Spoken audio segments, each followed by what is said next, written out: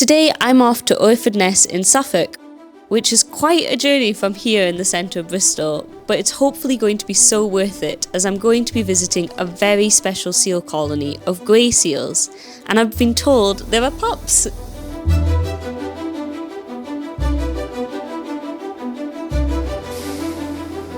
I'm really looking forward to finding out more about the seal colony and why it's thriving. But I'll also be finding out about how this year's unpredictable weather has affected wildlife across the country. I'll be meeting Joe Dyson from the National Trust, who's planning on showing me this terrific natural landscape. Hi Matt. Hey Matt. Good to see you. Great to see you. After you. Matt, ever since I heard that Orford Ness had seals, I've been wanting to come here. Compared to lots of other National Trust sites, would you say that this is one of the more remote and challenging to get to? So yeah, we are open to visitors between April and October, but the only way to come across is on Octavia, our ferry. Why is it only April to October time? Part of the reason for that is about the wildlife protection of the site and allowing the wildlife on site to thrive. So Matt, as well as the wildlife, I have heard that Orford Ness is steeped in military history. Yes, so for most of the 20th century, this was a top secret Ministry of Defence research site. Everything from early aviation and aircraft warfare through to radar, and then during the Cold War, atomic weapons research as well. As a lover of the natural world, I'm keen to learn about all kinds of wildlife, whether it's wildlife on our own doorstep or in far-flung places. This is where the seal colony have chosen to live, so that's where I have to go.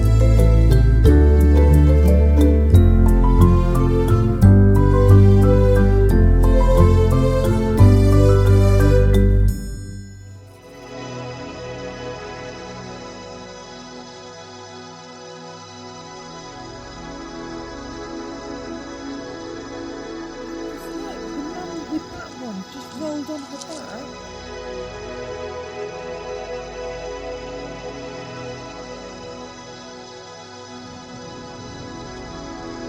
So Matt, why here of all places? Why have the seals decided to settle here?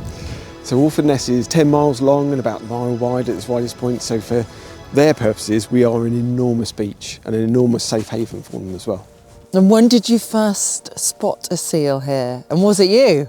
No, it wasn't me. It was one of the ranger team on site. This time of year, winter 2021, post one of the winter storms, one of the team was out doing a normal routine inspection, checking for any wind-blown rubbish and might have washed up.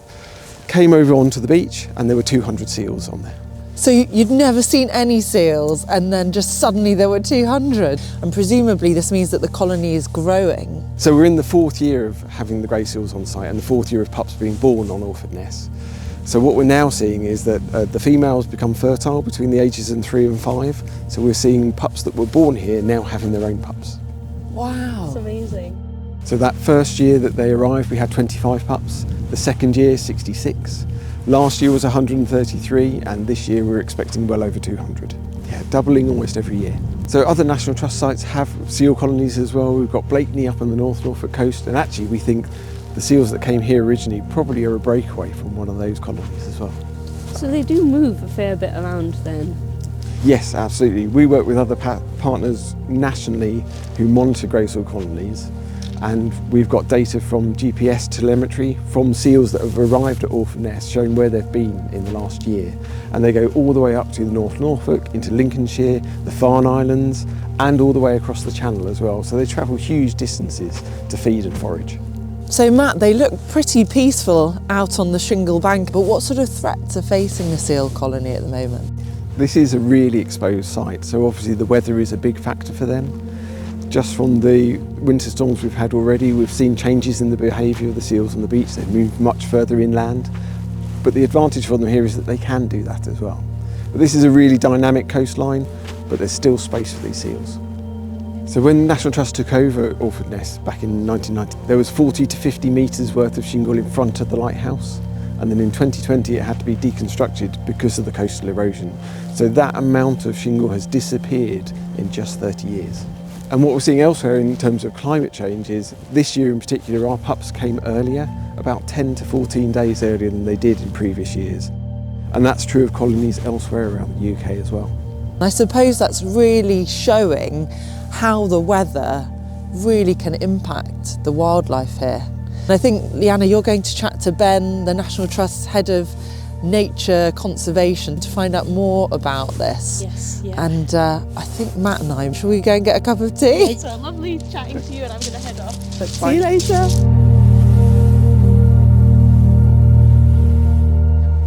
Hiya, Ben. Hey Leanna. Hey, lovely to meet you. Welcome to Orford Ness. So why are the seals doing so great here? Well, overall they're doing well, kind of nationally, but here we think it's because they're very undisturbed, and it's also an indication of the health of the seas, that there's fish in the sea for them to feed on. So that's a really good sign and an indication of the success of all of our marine conservation work. Have there been similar success stories for other species this year? It's been a tough year, I think, for our wildlife generally, partly because of the weather, which has been quite challenging. This year's weather has kind of been bookended by big storms, which brought devastating impact to people as well as the wildlife. And all of this is having some impact on the wildlife. Insects are a really good example where the wet weather over the summer has impacted things like butterflies, which numbers have been down. I'm just wondering what the knock-on effects are of these kind of declines. Butterflies and moths are important pollinators, for example. So when the butterflies are down, we can expect less pollination occurring, but also less food for the things that feed on butterflies and moths, be that birds or bats. So that's definitely some of the bad news this year. But aside from the seals, are there any other good news stories? Yeah, for sure. The work we've been doing in our peatlands, for example, in the uplands, has seen water levels increasing with the wet weather. And the peatland and our restoration work means that they're great at holding back the water and them acting as giant sponges, so absorbing the rainwater and reducing the flood risk downstream. And peatlands, of course, are our most important carbon stocks in the country, which is vitally important as part of our mitigation for climate change.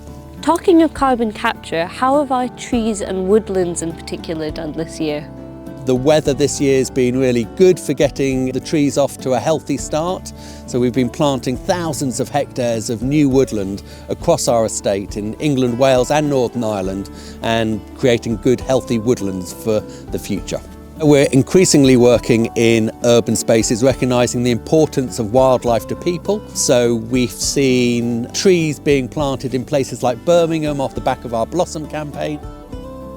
Oh, thank you so much for taking the time to chat with me, Ben. My pleasure. It's been so nice hearing about everything the National Trust is doing. And I'm going to go now and take Joe back to Bristol. Safe journey home. Thank you. Bye. Take care now.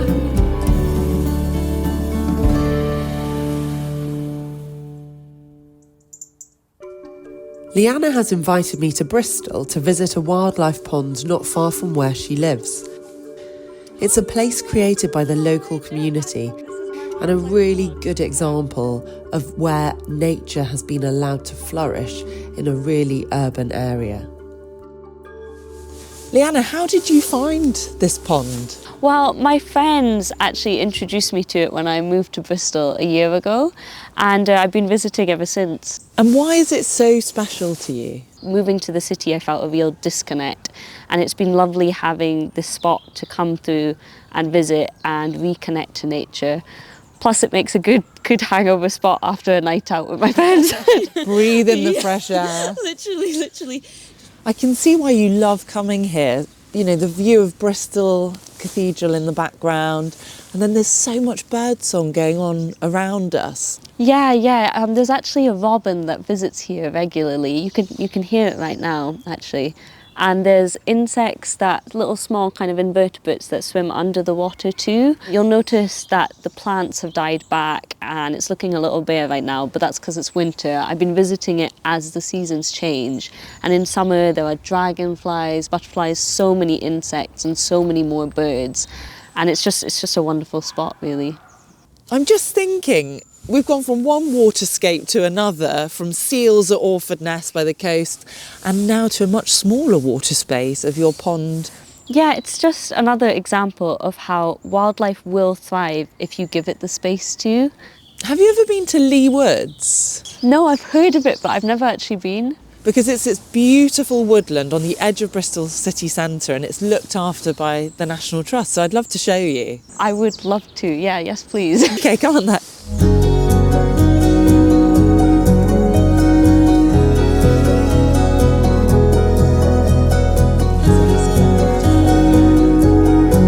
It's so pretty, so nice. I think some people tend to associate the National Trust with old historic buildings, but this experience has really shown that the Trust cares for nature and wildlife too. Yeah, absolutely. I mean, as Europe's largest conservation charity, yes, the National Trust looks after houses, but also coastline, countryside. Yeah, and thank you so much for taking me to the coastline. Orford Ness was honestly wonderful, so good. Oh, I'm glad you enjoyed it. Well, I've loved coming to Bristol, so thank you so much. No, it's been great.